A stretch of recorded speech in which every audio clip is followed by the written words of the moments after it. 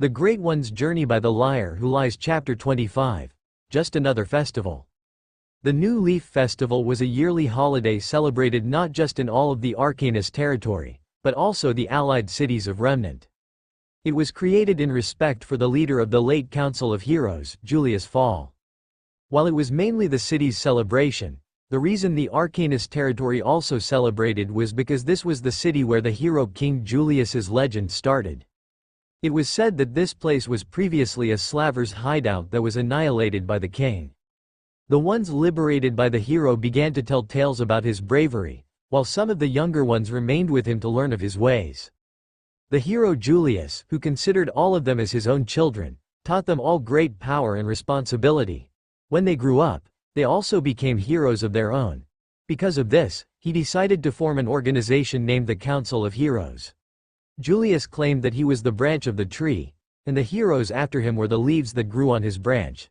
Hence, the name New Leaf Festival. That was what Jack explained to Rimuru. At first, the boy said he wanted to sleep through the festival. When asked why, the boy's reason was that the festival was usually celebrated by parents and their children, in other words, families and the like. Many games and entertainment needed one to have either a parent or an offspring to participate. It didn't take a genius to figure out what his disciple felt about all of this. The godly demon couldn't stand to see the boy's shoulders sag as he dragged his feet into the inn's room, so he decided to do the obvious thing. Right now, the both of them were walking side to side on the road, with the moonlight shining from above them and the lights from stalls shining from the side. Jack was holding onto his hand tightly, his smile matching the shine of the moon. The boy was wearing a black yukata with white trim, while he was wearing a black one with golden flower decor. While he liked crafting things on his own, tonight was a special occasion. Rimuru had conjured these with Ciel's help. They went from stand to stand, playing, buying souvenirs, and eating delicious food. Jack felt like this was one of the best moments in his life.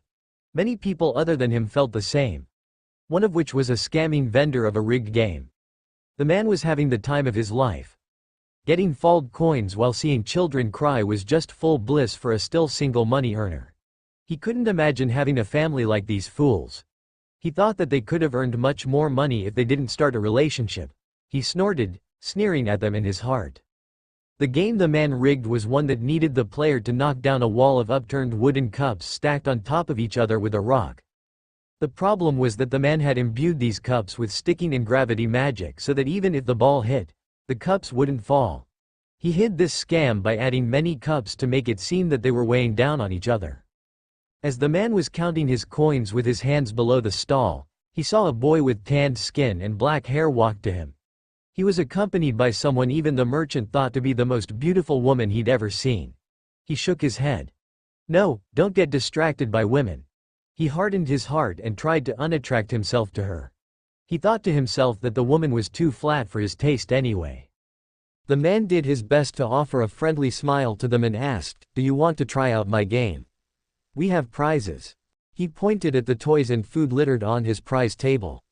He looked back to see both the boy and the woman eyeing only the food. He continued, "You can try it for only a few folds. What do you say?" The boy looked at the woman who the vendor presumed to be the mother with bright eyes. The woman chuckled and patted his head before she turned to the scammer and said, "We'll try them." She gave him the right amount for 3 tries. The boy quickly got into a good throwing stance, and within almost an instant the rock flew to the wall of cups. Just when they thought it would hit, the ball bounced off of the cups. Huh. The boy let out a questioning sound. He grinned as he passed a new rock to him and said, "Great first try, kid." The boy went to throw again, only to fail once more. The scammer was near the point of laughter this time. He offered another rock, which the kid took immediately. He saw the kid take a deep breath and then stayed still. After about a minute, the boy finally made his move. The vendor could almost feel the drag of the wind as the rock flew straight at his wall. For a moment, the scammer was unsure if his cups could stand against it, but it still ended with the boy failing to knock down a single cup. "Damn it!" shouted the boy, and he grit his teeth as his hands folded into fists. The vendor nearly lost it when he saw the boy's expression. He wanted to see more of this. He then said, "Hey, kid. Tell you what, because I liked that throw very much, I'll give you one free throw." He offered one last rock, to which the boy took hesitatingly. The brat was no longer as confident as the first time, biting his lips as he stayed on the spot. Though, soon after his mother put a hand on his shoulders and spoke to him. "I believe in you," she said as she smiled. The vendor almost sneered at her. What bullshit. This is the reason why people keep getting scammed by him. It wasn't his fault, it was theirs for being so gullible. He was going to enjoy the look on the boy's face when he failed. The woman suddenly turned to him and said, "Thank you for giving him another try. You're so kind." He nodded, but she continued, "For that, I will bet all my money on this last throw." "Say what now?" the woman explained, "but, if we were to win, we get to have all the food." The man thought about it before agreeing. He almost laughed thinking how easy it was to steal money from these dumbasses. The scammer was so high up there that he didn't even question how shady that deal sounded, and didn't even see the ominous smile that the woman offered. The boy took the same stance. Though, this time something felt different. Looking at the boy's eyes felt like staring straight at a campfire. Bright and blinding. The boy then moved. In what seemed very long yet was actually nearly an instant, the rock flew out of his hands much faster before. This time he could actually feel the drag in the air. The rock neared the cups, and shattered. The shattered parts not only knocked the cups down, they went through it. Right into the wooden back wall of the stall. The scammer's jaw dropped. "I did it! I did it!" he heard the boy scream. He turned to look at the boy hugging his mother as she twirled him around in congratulations. The man complained, "Why, you cheated, didn't you?" How else would he have won? The man couldn't accept it. He wanted to expose these cheaters to the other stands. The woman then put the boy down and looked at the man worryingly. "I knew it.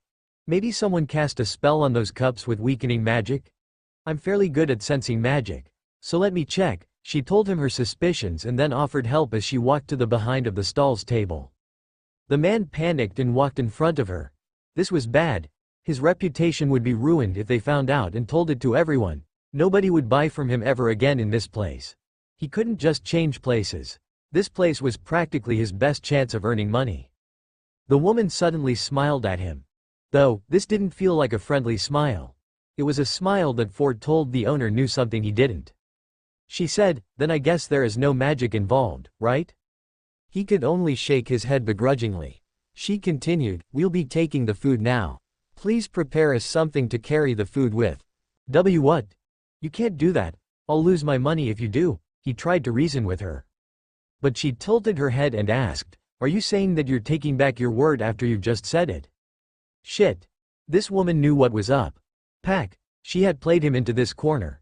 If he took back his words, then he would be recognized as untrustworthy.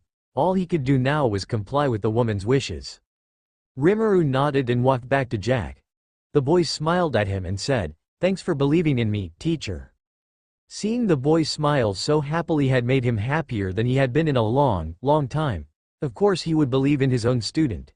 It's what a teacher should do. Of course, he did give a helping hand in that last throw, but because the idiot scammer himself cheated, he figured it would be fine. They walked around some more until they once again bump into a familiar duo. "Thomas," Jack exclaimed. "Hey, Jack," the prince greeted back. While the boys haven't talked that much with each other, both could feel the sense of camaraderie between one another. Perhaps that fighting was its own type of communication. Rimuru, the Blade nodded. Jack's teacher greeted back and asked, "Are you enjoying the festival, Blade?" The Blade shrugged his shoulders and said, "I'm just waiting for the real festival to start." "Real festival?" the boy asked. The man elaborated, "It's when you kids go to bed. We'll be able to drink booze and party all night at this spot." His teacher, to his utter surprise, said, "That sounds nice. I think I'm going to stick around." The Blade nodded in acceptance before he turned towards the other boy and said, "You're free to go wherever you want. Just don't cause too much trouble." The young prince grinned and nodded. He turned towards the other boy and said, "Hey Jack, want to test our strengths?" Jack was predictably interested, but he didn't know how they would do that. After he nodded, the boy continued, "There's a stall over there that tests how hard you can hit something. Let's go." Jack wanted to go, but hesitated. He looked over to his teacher, he meant teacher, and she nodded at him, saying, "Go and have fun. I'll be right here. Just don't get into too much trouble, okay?" He grinned and said, okay, and with that, both boys walked side by side to the place. As they were on their way, Jack suddenly asked, "You having fun with the festival?" "Meh. It's all right," Thomas answered. He then continued, "I just think you're more fun to be with." Jack smiled at him. "I think you're fun to be with too." Thomas blinked, before he offered a smile. This time not a challenging grin, but a genuine happy smile. He said, albeit a bit unsure, "Thank you, friend." Jack's smile brightened and he said, "Yeah, friend." They kept walking until they suddenly yet again ran into a couple of familiar faces. "Mr. Roderick," Jack waved as he greeted. The man turned to look at them. He offered a smile and answered back, "Hello, Jack." "Greetings, Your Highness." From his side, his daughter Felicia curtsied, "Greetings." Thomas grunted in acknowledgement. "I take it you're searching for single-player stalls, or just having fun at the festival?" the man asked. Both nodded. The man looked back at his daughter who was still holding his hand and looked back at them. He said, "Say, why don't you three go have fun together?" "Father?" His daughter tilted her head and asked confusedly. "Sure," answered Jack. Roderick turned to his daughter and said, "Come on, now. Dad has something to attend to soon, and he doesn't want his baby girl to be left alone in the inn while the other kids played." He turned to the other kids, "But please, make sure my daughter is safe." He turned back to his daughter, who answered him unsurely, "All right, father." He heard the boy say, "Don't worry, Mr. Thomas and I are plenty strong. We'll keep her safe." He nodded and said, "Very well. Now, I will take my leave. Once again, I'm really sorry, Felicia." His daughter offered him a smile. "It's all right, father. Just don't come home too drunk." He froze in his steps. Drats. His daughter read him like a book. He would need to make up for her tomorrow, he thought as he walked away. Jack suddenly said, "We're going to have a hammering contest. You want to join?" Felicia just smiled awkwardly and said, "I am not sure I can do that. But I'll come by and watch." Jack nodded and continued, "All right. If that's so, then we'll do something you like next." "What do you say, Thomas?" asked the boy to the prince, who just shrugged and said, "Fine by me." They walked until they reached the stall without any other intrusions. The stall had a short platform that could sink in, with a tall pillar behind it and a wide, thick ring on the floor circling the pillar. How it worked was one needed to hit the short platform so hard that the mechanism behind it lifted the ring upwards on the pillar. How they determined which hit the hardest was by measuring how high the ring jumped up. As the kids waited in line, they saw other kids at the front of the line younger than them. They looked like twins of different genders. The boy was participating with a hammer that looked too good to be used just for this game. The boy managed to reach the highest part of the pillar, where the ring was stopped by a big stone ball on top of the pillar used to stop the ring from going over the pillar. The twins then cheered. After that, they talked to some people and went somewhere else. After waiting a few more turns, it was now Thomas's turn. The boy picked up the somewhat large wooden mallet that was intended to be used for this purpose and prepared for his strike. Then, he struck down quickly. The ring went up and up until it finally stopped when it hit the stone ball. Highest score. After that, it was Jack's turn. He held his bakken in a stance. They had found out earlier that any weapons were allowed as long as they could be used to bash or hammer down an opponent. He prepared himself for a few seconds, and finally struck down. The result was also the highest score. "Looks like it's another tie," Thomas said as he grinned. Jack nodded and replied, "Looks like it." Felicia, who had been following them silently this entire time, suddenly spoke nervously, Guys. I think there's something wrong over there." She pointed out to the behind of stands, away from the crowds. Jack was instantly suspicious. While he was able to keep a friendly attitude with the girl, he still hadn't forgotten what the last girl did to him. He looked at the other two. If it were somehow a trap, then he believed that he and Thomas would be able to get out of there quickly. "All right, lead the way," he seemingly agreed. Thomas just stayed silent and followed. Felicia walked slowly towards their destination. As they got closer, Jack was able to hear what was happening. "Oh, you can't have my hammer. It's mine," a young boy said. Smack. "Be brother," a girl screamed. Jack instantly ran towards the sound. As he reached the place, he was able to see what was happening. A group of men were laughing over the fallen form of the boy twin he saw earlier and the kneeling form of the girl crying and shaking at her brother. "We told you, give us the hammer and nobody gets hurt. It's your brother's fault, he was too stupid to understand," one of the men said. The girl countered while still crying, "But it's my brother's, he made it himself with mom's help." "Wah, wah, who cares?" another man suddenly said. The scene reminded him of the time when he saw Alice, his friend who he treated like a little sister at the orphanage, getting bullied by other kids.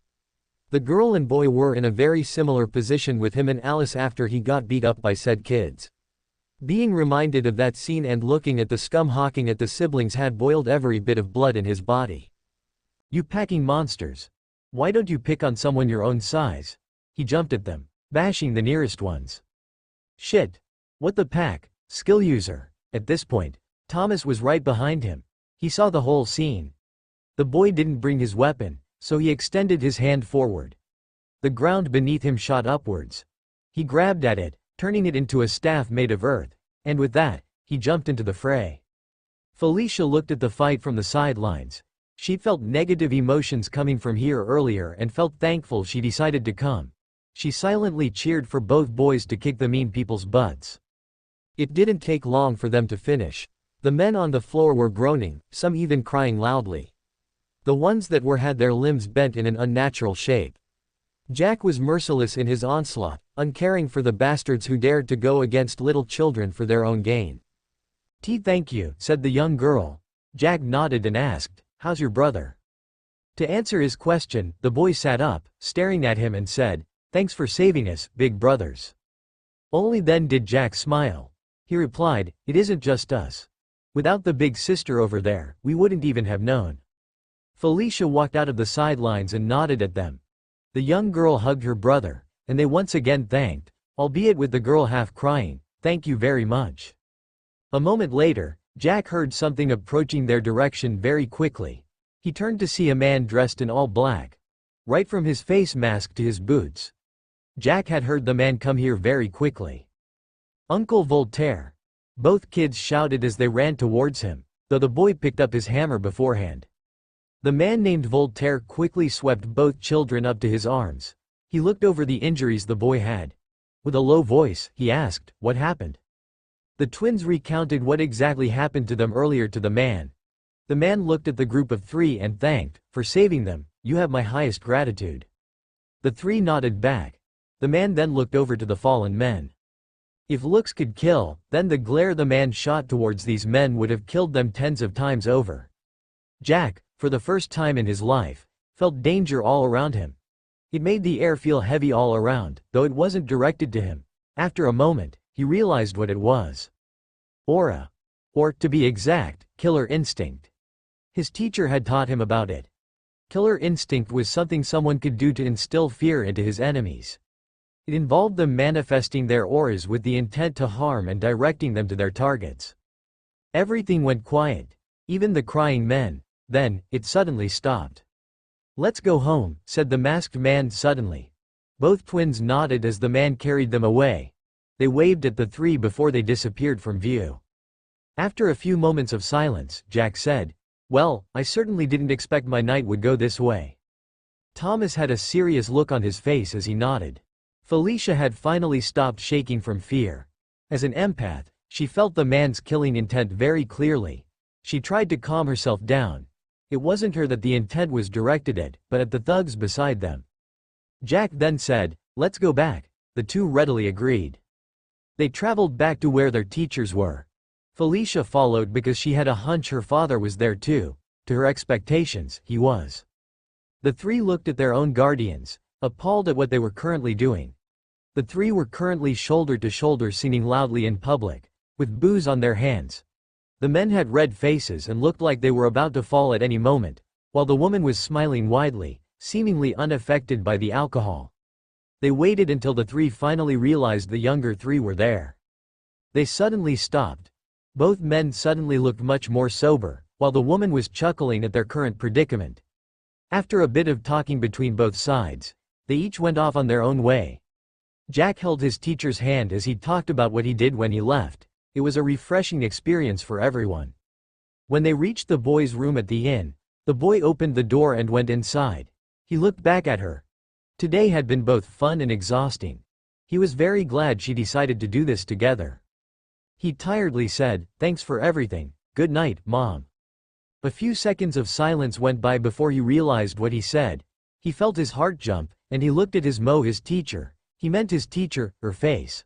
Her eyebrows shot up high, and her mouth opened slightly. Jack, in his embarrassment, slammed the door on his teacher's face. Rimuru was dumbfounded by what his student said. "Mom," he repeated, "he called me Mom." Cecile. Did I hear that correctly? He asked, still shocked by what he heard. Affirmative. A mom. Rimuru wasn't sure what he was feeling, but from the way he wasn't able to stop the smile coming up to his face, he knew it was a good feeling. Rimuru opened the door. Inside, he saw Jack trying his hardest to hide under the blanket. He chuckled and went to sit on his bed. He stroked the boy's hair, stopping his squirming and calming him down. The boy slowly lowered his blanket to look at him, his face red. Rimuru smiled and got closer to him. He kissed the boy's forehead before he said, "Good night, son." To say the boy's face was one full of shock would still be an understatement. He laughed at this as he stood up and walked towards the door. He turned around and said, "Sleep tight, and don't let the bedbugs bite." Smiling at him for one last time, Jack's mom closed the door. The boy laid there on his bed, thinking over what the pack just happened. He called her Mom. And then she called him son. Jack could feel his lips stretching so wide that it hurt. He was happy. So very happy. He felt his eyes sting as tears ran down his face. Jack had never believed in tears of happiness. He always thought that people only cried when they were sad. He now fully denied this notion. People did cry when they were happy. "Mom," he said quietly. He repeated the word until he fell asleep. All he dreamt that night was everything that he experienced with his mom.